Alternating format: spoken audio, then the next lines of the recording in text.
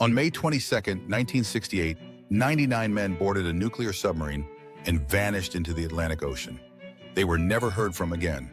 But here's what haunts the U.S. Navy to this day. They knew the submarine was gone within hours. They heard the implosion on secret hydrophones. And for decades, they lied about it. This isn't just one story. It's the story of how the world's most powerful Navy has lost entire ships and crews to mysteries that remain unsolved to this very day. Some disappeared in the Bermuda Triangle. Others sank miles from where they departed. And one was lost for 95 years before technology finally revealed the truth. Today, we're diving into the 3 most baffling naval disappearances in American history and the secrets they've been hiding. Before we unravel these mysteries, you need to understand something fundamental. The ocean is humanity's last frontier, and it's utterly merciless. Below 2,000 feet, water pressure exceeds 900 pounds per square inch. That's enough to crush a submarine hull like an aluminum can in seconds. A single structural flaw, one miscalculation, one mechanical failure, and a vessel becomes a tomb. Since the founding of the United States Navy, 19 ships have vanished without a trace in peacetime. 19 crews who simply sailed into the horizon and were never seen again. No distress calls, no wreckage, no survivors. The first accounting came in 1850 when Congress was informed that 7 of 29 naval losses were ships never heard of after sailing. This was before radio, before sonar, before satellites. Once a ship disappeared beyond the horizon, it disappeared from history. But even in the modern era, with GPS, nuclear power, and instant global communication, ships still vanish. And when they do, the Navy faces an impossible question. How do you find something in 139 million square miles of ocean where depths reach 7 miles down? The 3 cases we're examining today span 150 years of naval history. Each one represents a different era of technology. Each one ends with the same haunting silence. Let's start with the deadliest unsolved mystery in U.S. naval history. March 4th, 1918. World War I is raging across Europe. The United States has been in the fight for less than a year, and the Navy is stretched thin. In Barbados, a massive coal transport ship called the USS Cyclops finishes refueling. She's 540 feet long, nearly 2 football fields, and displaces 19,000 tons. Her hold is packed with 11,000 tons of manganese ore, a critical material for steel production. This cargo is essential to the war effort. On board, 309 souls, officers, sailors, passengers. Her destination, Baltimore, Maryland, a routine voyage up the East Coast. Expected arrival, March 13th. The Cyclops never arrived. And here's the truly chilling part. No distress signal was ever sent. No wreckage was ever found. No bodies ever recovered. 309 people simply vanished into the Atlantic Ocean. This remains the single largest loss of life in U.S. naval history that didn't involve combat. But the story gets stranger. Much stranger. The commanding officer of the Cyclops was a man named George W. Worley. On paper, he was a veteran naval officer. In reality, he was a contradiction, eccentric, often drunk, and by all accounts, deeply unpopular with his crew. According to Conrad Nervig, an officer who had served on the Cyclops just weeks before her final voyage, Captain Worley was a gruff, eccentric salt of the old school, who carried a walking cane but possessed few other cultural attainments. But here's where it gets dark. Worley was born Johann Friedrich Wichmann in Germany. He jumped ship as a young man and assumed a new identity in America. During World War I, when the United States was fighting Germany, the Office of Naval Intelligence discovered Worley was actually German-born and potentially pro-German. Was Worley a traitor? Did he hand the Cyclops over to German forces? The theory seemed plausible. After the war, investigators scoured German naval records. They found nothing. No U-boat attacks, no mentions of captured American ships. If Worley had betrayed his country, Germany never recorded it. So what happened?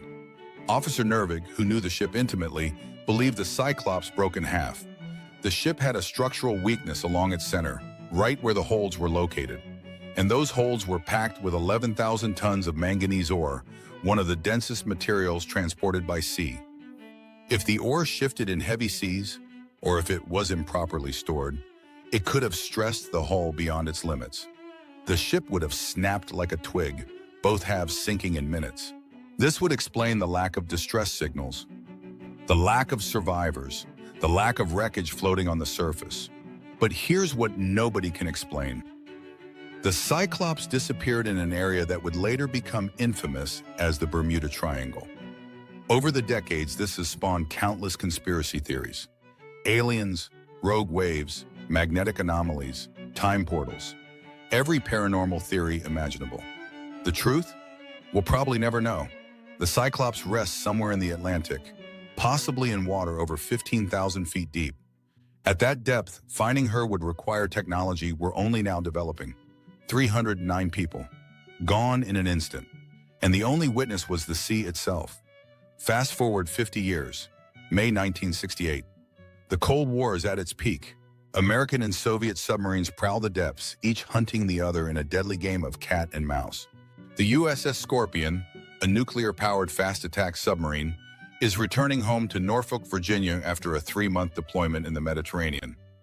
On board, 99 men, young men, most under the age of 25. They're looking forward to seeing their families.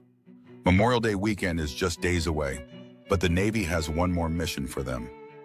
As the Scorpion crosses the Atlantic, naval intelligence detects a Soviet naval task force operating southwest of the Canary Islands. The Soviets are conducting espionage operations, measuring acoustic signatures of NATO warships. The Scorpion is diverted. Her orders? Locate and observe the Soviet flotilla, conduct surveillance, report back. It's a routine Cold War spy mission. The crew of the Scorpion has done this dozens of times. On May 21st, the Scorpion transmits her position, approximately 50 miles south of the Azores Islands, heading west toward Norfolk. That was the last anyone heard from her. 6 days later, on May 27th, Memorial Day, the Scorpion fails to arrive at port. Families are waiting on the dock, children holding welcome home signs, wives who haven't seen their husbands in months. The submarine doesn't appear. At 3:00 p.m., the Navy declares Event Submiss, the protocol for a missing submarine. An 8-day search begins, covering thousands of square miles of open ocean. But here's what the public wasn't told. Here's what the families weren't told. The Navy already knew the Scorpion was gone. In 2010, 2 Navy radio men, Mike Hannon and Ken Larbs, finally broke their decades-long silence. These men had been working at the Submarine Communications Center in Norfolk on May 22, 1968. Hannon was expecting a routine check-in message from the Scorpion that evening. The message never came. Within hours, the communications center was swarming with admirals and captains, ranks that never visited the facility. The radio men heard officers openly discussing the fact that the submarine had been lost. But how did they know? The answer? SOSUS, the sound surveillance system. During the Cold War, the U.S. Navy had installed a network of underwater hydrophones across the Atlantic and Pacific Oceans. These sensors could detect submarine movements, American and Soviet, from thousands of miles away. On May 22, 1968, SOSUS recorded a series of underwater explosions in the mid-Atlantic, 5 to 8 distinct detonations. The acoustic signature was consistent with a submarine imploding under pressure. The Navy knew the Scorpion had died. They heard it happen in real time. So why the cover-up? Why the fake search? Why lie to the families? The answer lies in what really happened to the Scorpion. According to declassified accounts and testimony from senior officials, the Scorpion likely sank during a confrontation with Soviet submarines. Some theories suggest the submarine was actively engaged in combat when it went down. But here's the problem. Admitting this would mean acknowledging that American and Soviet forces had killed each other's sailors during the Cold War. It would risk escalating tensions to the brink of nuclear war. Both nations made an informal agreement. Bury the truth. Pretend it was an accident. Never speak of it again. For 5 months, the official story remained. The Scorpion was missing. Cause unknown. Then, in October 1968, the Navy announced they had found the wreckage. It was 400 miles southwest of the Azores, resting at a depth of 1,000 feet. Photographs showed a submarine torn to pieces. The hull was crushed, twisted metal everywhere. The sail, the submarine's conning tower, had been ripped completely off. No one could have survived. The official cause? Unknown. The Navy convened a court of inquiry. 76 witnesses testified. And the final conclusion was, the evidence does not establish that the loss of Scorpion was caused by intent, fault, negligence, or inefficiency of any person. In other words, we have no idea what happened. But we do, or at least we have theories. Theory 1, a torpedo malfunction. The Scorpion carried Mark 37 torpedoes with notoriously unstable batteries. If the submarine's chronic vibration issues caused a battery to rupture, the resulting fire could have detonated a torpedo inside the ship. Theory 2, Soviet attack. Multiple books have claimed the Scorpion was sunk by a Soviet submarine in retaliation for earlier incidents. The evidence is circumstantial but compelling. Theory 3, catastrophic mechanical failure. The Scorpion was in terrible condition. Oil leaks, seawater leaking through the propeller shaft. The crew had nicknamed her the Scrapey-Rone. The Navy knew she desperately needed an overhaul. But the Cold War couldn't wait. Whatever the truth, the men died that day. They left behind 64 widows, 99 children. And a secret the Navy kept for decades. The wreckage of the Scorpion remains on the ocean floor, still radioactive, still classified. And the families, many of them are still searching for answers. Our final mystery is different. It's not about submarines or secret wars or the Bermuda Triangle. It's about a tugboat and a 95-year search for the truth. March 25, 1921, 3 years after the end of World War I. The USS Conestoga, a seagoing fleet tugboat, departs Mare Island Naval Shipyard in California. Her mission? Steam to Pearl Harbor, Hawaii, then continue to American Samoa, where she'll serve as a station ship. On board, 56 officers and sailors, many of them young men, excited about an assignment in the South Pacific. The weather that morning is rough. Choppy seas give way to a full gale by late afternoon. Winds reach 40 miles per hour. Waves crash over the deck. But the Conestoga has crossed the Atlantic during World War I. She's escorted convoys through U-boat-infested waters. A little rough weather shouldn't be a problem. The tugboat steams out through the Golden Gate, heading west into the Pacific. She's never heard from again. On April 5, 1921, the Conestoga is due to arrive at Pearl Harbor. She doesn't show up. At first, the Navy isn't worried. Ships sometimes run late due to weather or mechanical issues. But days turn into weeks, and the Conestoga remains silent. In mid-May, the Navy launches the largest air and sea search in history up to that point. Hundreds of thousands of square miles of ocean are scoured. Aircraft fly grid patterns over the Pacific. Ships crisscross likely routes. They find a single clue, a battered lifeboat, covered in barnacles, floating 650 miles west of Manzanillo, Mexico. A bronze letter C is affixed to the bow. Is it from the Conestoga? Possibly. But the lifeboat is thousands of miles from both the tugboat's departure point and her destination. How did it get there? The Navy also finds a life jacket marked USS Conestoga washed up on a beach 30 miles south of San Francisco. But they dismiss it. The jacket could have been lost overboard before the ship even departed. On June 30, 1921, the Navy officially declares the Conestoga lost at sea with all hands. For 95 years, the fate of the USS Conestoga remains one of the Navy's greatest mysteries. Did she sink in a storm off Mexico? Did she make it halfway to Hawaii before going down? Was there a mutiny? Sabotage? Nobody knows. And then, in 2009, something unexpected happens. The National Oceanic and Atmospheric Administration, NOAA, is conducting a routine sonar survey near the Farallon Islands, just off the coast of San Francisco. They detect an anomaly, a target on the seafloor that might be a shipwreck. It's only 185 feet deep, 3 miles from southeast Farallon Island. But this doesn't make sense. The Conestoga was supposed to be thousands of miles away, somewhere in the Pacific between California and Hawaii. For 5 years, NOAA researchers investigate this mysterious wreck. In 2014, they send down remotely operated vehicles equipped with high-definition cameras. What they find changes everything. It's a steel tugboat, approximately 170 feet long. The wreck is largely intact, sitting upright on an even keel with a slight list to port. White sea anemones cover the stern. The superstructure has collapsed into the hull, but key features remain. The researchers compare the wreck to historical documents. Blueprints from a 1904 trade journal called Marine Engineering. Navy records, photographs from the ship's service. They find matches. The propeller design, the number and location of portholes, the overall dimensions, and then they find the smoking gun, a 3-inch 50 caliber naval gun, still mounted on the main deck. The exact type of weapon the Conestoga carried.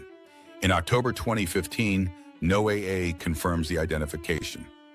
In March 2016, 95 years after the Conestoga disappeared, the discovery is announced to the public. The mystery is finally solved. So what happened? The evidence paints a heartbreaking picture. The Conestoga left San Francisco on the morning of March 25th. By late afternoon, a gale had developed. 40-mile-per-hour winds, rough seas, high waves. The tugboat was possibly towing a coal barge. Analysis of the wreck shows the tow winch has wire wrapped around it, twisted and improperly spooled. This suggests the tow broke free in the storm. Faced with worsening conditions, the crew made a professional decision. Turn back. Wait out the weather in port. But the Conestoga was an old ship. She'd been built in 1903. She was known as a wet vessel, prone to taking on water and choppy seas. Her bilge pumps needed repairs. As the tugboat labored through heavy swells, water likely flooded the lower compartments faster than the pumps could handle. Realizing they were in trouble, the officers made a desperate decision.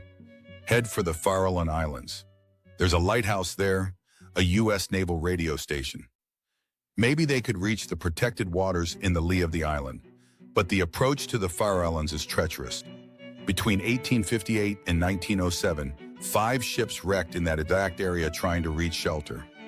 The Conestoga never made it. The wreck is oriented north-northwest, 3 miles off southeast Farallon Island. The position suggests the crew was attempting to reach Fisherman's Cove, where the lighthouse station stood. They came so close, but the sea is unforgiving. The Conestoga sank in a storm less than 24 hours after leaving port. All 56 men aboard died. For 95 years, the Navy believed the tugboat had made it hundreds or thousands of miles into the Pacific. In reality, she barely cleared the Golden Gate. In 2016, NOAA and the Navy held a commemoration ceremony in Washington, D.C. Families of the lost sailors attended. Great-grandchildren, great-nieces, descendants who had grown up hearing stories of men who vanished at sea. One woman, Violet Palmer, is the great-niece of the Conestoga's commanding officer, Lieutenant Ernest Larkin Jones. For her entire life, there had been a hole in the family narrative, a mystery that consumed her relatives. Now, finally, there was closure. After nearly a century of ambiguity and a profound sense of loss, said Manson Brown of NOAA, the Conestoga's disappearance is no longer a mystery. The wreck is now protected under federal law. It's a war grave, a memorial to 56 sailors who never made it home. And it serves as a reminder, even today, with all our technology, the ocean still holds its secrets, still claims its victims. And sometimes it takes a century for the truth to surface. 3 ships, 3 mysteries, 3 very different outcomes. The USS Cyclops, still lost. 309 souls in a watery grave somewhere in the Atlantic, undiscovered for over a century. The Bermuda Triangle's deadliest victim. The USS Scorpion, found, but the truth buried under layers of Cold War secrecy. 99 men whose families were lied to for decades. A cover-up that still haunts the Navy today. The USS Conestoga, finally discovered after 95 years. A mystery solved. Families given closure. The ocean at last giving back a small piece of the truth. These losses changed how the Navy operates. After the Thresher and Scorpion disasters in the 1960s, the Navy implemented SubSafe, the most rigorous submarine safety program ever created. Every system, every weld, every component is tested to withstand the crushing pressure of the deep. Since SubSafe was fully implemented, not a single American submarine has been lost due to mechanical failure. The Conestoga's discovery was made possible by technology that didn't exist even 20 years ago. Multi-beam sonar, remotely operated vehicles, high-definition underwater cameras, GPS positioning accurate to within meters. Today, NOAA and other agencies are systematically mapping the ocean floor. As they do, more shipwrecks are being discovered. More mysteries are being solved. But 90% of the ocean remains unexplored. That's 139 million square miles of territory where the depths exceed 12,000 feet, where pressure reaches over 8,000 pounds per square inch, where no light penetrates and technology struggles to function. How many ships are down there? How many secrets remain hidden? The ocean is humanity's final frontier, and it's teaching us a harsh lesson. No matter how advanced we become, nature is still more powerful. The sea is still the ultimate judge, and sometimes it keeps its secrets for a very long time. In 1934, Navy Department librarian Constance Lathrop compiled a list of 19 vanished ships of the U.S. Navy, ships that sailed into history and never returned. Today, that list is shorter. Technology is solving mysteries that were once thought unsolvable. But the ocean is vast, and beneath its surface, there are still ships we haven't found.